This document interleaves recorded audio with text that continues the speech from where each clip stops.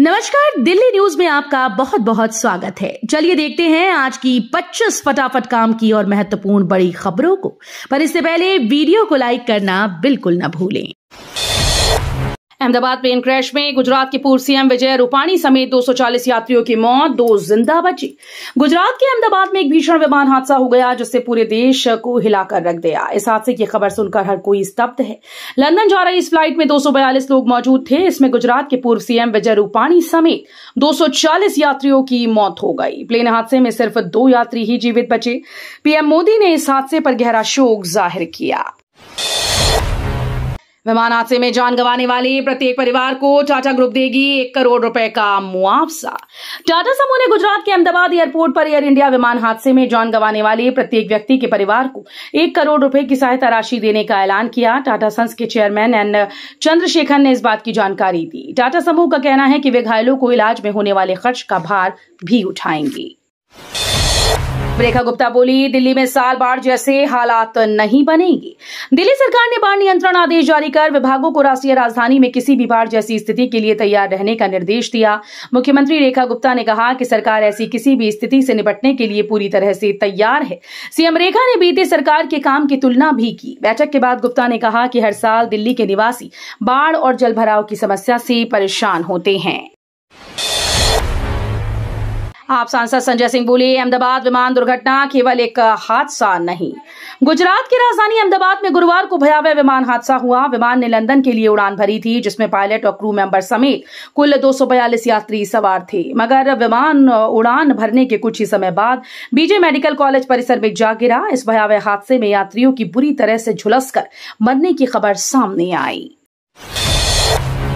दिल्ली में महिलाओं को मिलने वाले हैं 2500 रुपए। रेखा सरकार ने बना लिया है पूरा प्लान। दिल्ली में महिला समृद्धि योजना के तहत परिवार की हर पात्र महिला को 2500 रुपए प्रति माह मिल सकते हैं। सूत्रों के मुताबिक योजना को लागू करने के लिए मुख्यमंत्री रेखा गुप्ता की अध्यक्षता में बनी मंत्रियों की समिति की पहली बैठक में इस पर सहमति बनी है। आप फिर बात खा गई। एमसीडी स्थायी समिति में भी बीजेपी का दबदबा बरकरार। आम आदमी पार्टी एक बार फिर से भाजपा से मात खा गई। दिल्ली नगर निगम की स्थायी समिति में भी भाजपा ने परचम लहरा दिया। भाजपा के दोनों उम्मीदवारों ने आपके प्रत्याशियों को पटकनी देते हुए अध्यक्ष और उपाध्यक्ष पद पर कब्जा जमा लिया है। दिल्ली नगर निगम की स्थायी समिति के चुनाव गुरुवार को निगम मुख्यालय में संपन्न हुए। देश में कोरोना के एक्टिव केस 7154 के पार। एक हफ्ते में 30 लोगों की गई जान। देश में कोरोना वायरस का नया वेरिएंट तेजी से फैल रहा है। 30 राज्यों केंद्र शासित प्रदेशों में एक्टिव केसेस की संख्या 7154 पहुंच गई। एक हफ्ते से औसतन हर दिन 400 नए केस सामने आए। हालांकि गुरुवार को केवल 33 केस दर्ज हुए। दिल्ली में गर्मी का कहर, बिजली की मांग ने तोड़ा रिकॉर्ड।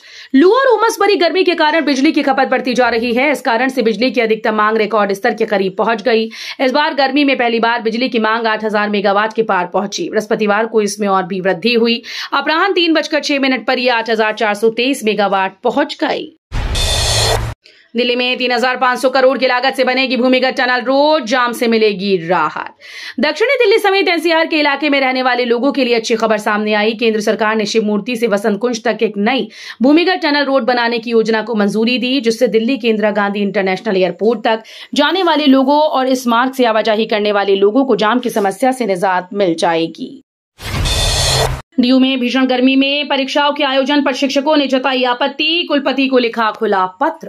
दिल्ली विश्वविद्यालय के एक वरिष्ठ शिक्षक ने विश्वविद्यालय प्रशासन की ओर से जून की भीषण गर्मी में आयोजित हो रही परीक्षाओं पर गहरी आपत्ति जताई। किरोड़ीमल कॉलेज के अंग्रेजी विभाग में एसोसिएट प्रोफेसर रुद्राशीष चक्रवर्ती ने विश्वविद्यालय के कुलपति प्रोफेसर योगेश सिंह को एक खुला पत्र लिखते हुए छात्रों और शिक्षकों की परेशानियों को मजबूती से उठाया। 50 साल पुरानी डीडीए कॉलोनीज को फिर से बनाए जाने की अपडेट हुई जारी। 50 साल से पुरानी दिल्ली की डीडीए आवासीय कॉलोनियों को फिर से बनाया जाएगा। दिल्ली के राज्यपाल वीके सक्सेना द्वारा गठित सरकारी उद्योग टास्क फोर्स ने सिफारिश भेजी। अगर ये सिफारिशें स्वीकार कर ली जाती हैं तो दिल्ली की सैकड़ों कॉलोनीज को फिर से बनाया जाएगा। DU के कोर्स में शामिल की गई मनुस्मृति, छात्रों को बताया जाएगा जाति व्यवस्था का फायदा। दिल्ली यूनिवर्सिटी में अब एक नया कोर्स शुरू हो रहा है। इसका नाम है धर्मशास्त्र स्टडीज। इस कोर्स में छात्रों को वर्ण व्यवस्था यानी जाति व्यवस्था के बारे में पढ़ाया जाएगा। उन्हें बताया जाएगा कि कैसे विवाह एक सभ्य समाज बनाने में मदद करता है। साथ ही ये भी सिखाया जाएगा कि नैतिकता कैसे लोगों के व्यवहार को नियंत्रित करती है। इस कोर्स में मनुस्मृति को मुख्य किताब के तौर पर शामिल किया गया है। पहले मनुस्मृति को लॉ और इतिहास के सिलेबस में शामिल करने का प्रस्ताव आया था। CUET से पहले DU-SOS में दाखिले शुरू, सशस्त्र अर्धसैनिक बल के बच्चों को मिलेगी छूट। दिल्ली विश्वविद्यालय के स्कूल ऑफ ओपन लर्निंग ने शैक्षणिक सत्र 2025-26 के लिए स्नातक स्तर पर दाखिले की प्रक्रिया औपचारिक रूप से शुरू कर दी। जब CUET के नतीजों का इंतजार अभी जारी है और नियमित कॉलेजेस की प्रवेश प्रक्रिया शुरू नहीं हुई, तब SOL ने बिना देरी के दाखिले की राह खोल दी। अम्बेडकर अस्पताल में महिला रेजिडेंट डॉक्टर के साथ हुए हिंसा के विरोध में हड़ताल का ऐलान। रोहिणी स्थित doctor Baba Saheb Ambedkar medical college और अस्पताल में महिला रेजिडेंट डॉक्टर के साथ हुई शारीरिक हिंसा के विरोध में अस्पताल की रेजिडेंट डॉक्टर्स एसोसिएशन ने बृहस्पतिवार को OPD सेवा बंद करने का ऐलान किया था। हिंसा के विरोध में अलग अलग RDA और मेडिकल एसोसिएशन सामने आती रही। दिल्ली से गाजियाबाद जा रही ट्रेन हुई हादसे की शिकार। दिल्ली में ट्रेन के ट्रैक से उतरने की खबर सामने आई। जानकारी के मुताबिक ट्रेन हजरत निजामुद्दीन से गाजियाबाद की तरफ जा रही थी, तभी उसका चौथा डिब्बा पटरी से उतर गया। घटना शिवाजी ब्रिज स्टेशन के पास हुई। ये एक लोकल ट्रेन है जो हजरत निजामुद्दीन जंक्शन से गाजियाबाद जंक्शन के बीच चलती है। DLF गुरुग्राम में लॉन्च करने जा रहा प्रिवाना नॉर्थ और फ्लैट की कीमत 9 crore. Real estate company DLF जल्द ही गुरुग्राम में अपना नया शानदार रिहायशी प्रोजेक्ट प्रिवाना नॉर्थ लॉन्च करने जा रही है। इस प्रोजेक्ट को लेकर देश के अमीर निवेशकों और विदेश में रहने वाले भारतीयों में काफी उत्साह है। गुरुग्राम अब लग्जरी और सुपर लग्जरी घरों का हब बन गया है। दिल्ली हाईकोर्ट का अहम निर्णय, बोले यात्री के पास ट्रेन टिकट न होना मुआवजे से इनकार का आधार नहीं। दिल्ली हाईकोर्ट ने अपने एक महत्वपूर्ण आदेश में कहा कि घातक रेल दुर्घटना में मृत व्यक्ति के पास यात्रा का टिकट न होना मुआवजे के दावे को खारिज नहीं करता। हाईकोर्ट ने कहा कि यात्री के रेल में मौजूद होने के साक्ष्य उसके आश्रितों को मुआवजा दिलवाने के लिए पर्याप्त हैं। बेंच ने यह भी कहा कि कई यात्रियों का टिकट एक साथ बनता है, इसलिए यह जरूरी नहीं कि प्रत्येक यात्री के पास उसकी अलग अलग कॉपी मौजूद रहे। दिल्ली के लिए कूल वाली न्यूज, आज 60 की स्पीड वाली हवाओं संग बारिश के आसार। भीषण गर्मी और लू का सामना कर रही राजधानी दिल्ली में आज मौसम बदलने से लोगों को थोड़ी राहत मिलने के आसार हैं। मौसम विभाग ने आज 40 से 60 किलोमीटर प्रति घंटे की रफ्तार से तेज हवाएं चलने और शाम या रात तक बहुत हल्की से हल्की बारिश या गरज के साथ बारिश होने की संभावना जताई। मौसम विभाग के अनुसार आज से लू की तीव्रता कम होने की उम्मीद है, जिससे रेड अलर्ट की जगह ऑरेंज अलर्ट हो सकता है। कश्मीरी अलगाववादी नेता शब्बीर अहमद शाह को झटका, दिल्ली हाईकोर्ट ने खारिज की जमानत याचिका।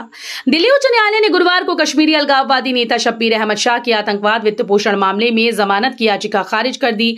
न्यायमूर्ति नवीन चावला और न्यायमूर्ति शालिंदर कौर की पीठ ने शाह की अपील को खारिज करते हुए ये फैसला सुनाया। नोएडा ग्रेटर नोएडा एक्सप्रेसवे पर बनेंगे 2 अंडरपास, पास की गांव और सेक्टर्स तक होगी सहूलियत। नोएडा ग्रेटर नोएडा एक्सप्रेसवे पर बनने वाले 2 अंडरपास को बनाने के लिए 15 एजेंसीज आगे आई। अब इन एजेंसीज की फाइनेंशियल बिड खोली जाएगी। जिस एजेंसी ने सबसे कम रेट पर अंडरपास बनाने का दावा किया, उसको काम का जिम्मा दिया जाएगा। ग्रेटर नोएडा एक्सप्रेसवे पर सेक्टर 128, सुल्तानपुर और सेक्टर 168 झट्टा गांव के सामने अंडरपास बनने हैं। अपने मिशन की समीक्षा को लेकर अगले सप्ताह छत्तीसगढ़ जा रहे अमित शाह। छत्तीसगढ़ में नक्सल विरोधी अभियानों के बीच गृह मंत्री अमित शाह अगले हफ्ते छत्तीसगढ़ जा सकते हैं। सूत्रों के मुताबिक वो 16 जून को बस्तर में नक्सल विरोधी ऑपरेशंस में शामिल जवानों से मुलाकात कर सकते हैं। साथ ही सुरक्षा की स्थिति की भी समीक्षा करेंगे। सिक्योरिटी फोर्स के अधिकारियों के साथ मीटिंग के अलावा वो विकास के कामों का भी समीक्षा करेंगे। दिल्ली में 1300 से अधिक झुग्गियों पर चला बुलडोजर, गिड़गिड़ाते रहे लोग, डटे रहे अधिकारी। कालकाजी में भूमिहीन कैंप में डीडीए के बुलडोजर ने करीब 1300 से अधिक झुग्गियों को तोड़ डाला। कई लोगों की तब भी नींद नहीं खुली, लेकिन बुलडोजर की आवाज से सब अपने अपने घर से बाहर निकल गए। कई लोग ऐसे भी थे जो अपना सारा सामान भी नहीं निकाल पाए और चंद ही घंटों में 1300 से अधिक झुग्गियां मिट्टी में मिला दी गई। लोग विरोध करते रहे।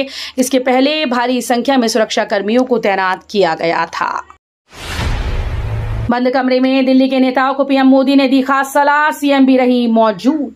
प्रधानमंत्री मोदी ने अपने आवास में सीएम रेखा गुप्ता सहित दिल्ली के विधायकों और सांसदों को एक उच्च स्तरीय बैठक के लिए बुलाया। बैठक के दौरान पीएम ने सभी को खास सलाह दी। बता दें कि लोक कल्याण मार्ग पर हुई ये बैठक 2025 के दिल्ली विधानसभा चुनाव में भाजपा की शानदार जीत के बाद पहली ऐसी बैठक बुलाई गई। दिल्ली पुलिस ने गैंगस्टर हाशिम बाबा की बीवी जोया अख्तर को किया गिरफ्तार। दिल्ली पुलिस के स्पेशल सेल ने गैंगस्टर हाशिम बाबा की बीवी जोया अख्तर को गिरफ्तार किया। इसके साथ ही हाशिम बाबा गैंग का एक गुर्गा भी गिरफ्तार हुआ है। आपको बता दें कि गैंगस्टर हाशिम बाबा लॉरेंस बिश्नोई का खासम खास है। अब आर्म्स एक्ट के मामले में हाशिम बाबा की बीवी जोया को गिरफ्तार किया गया है। जोया अख्तर पहले से ही जेल में बंद थी, उसे तिहाड़ जेल से गिरफ्तार किया गया। रोजाना बढ़ रही कोरोना के मामले, स्वास्थ्य विभाग ने दिए जांच तेज करने के आदेश। गुरुग्राम में रोजाना कोरोना के मामलों की संख्या बढ़ती जा रही है। गुरुवार को जिले में कोरोना मामलों की संख्या 36 पहुंच गई। स्वास्थ्य विभाग के अनुसार 398 लोगों की जांच की गई, जिसमें से 11 लोगों में कोरोना की पुष्टि की गई। तो ये थी आज की बड़ी खबरें। रोजाना ऐसे ही सबसे पहले अपडेट पाने के लिए चैनल को सब्सक्राइब करना बिल्कुल न भूलें। धन्यवाद।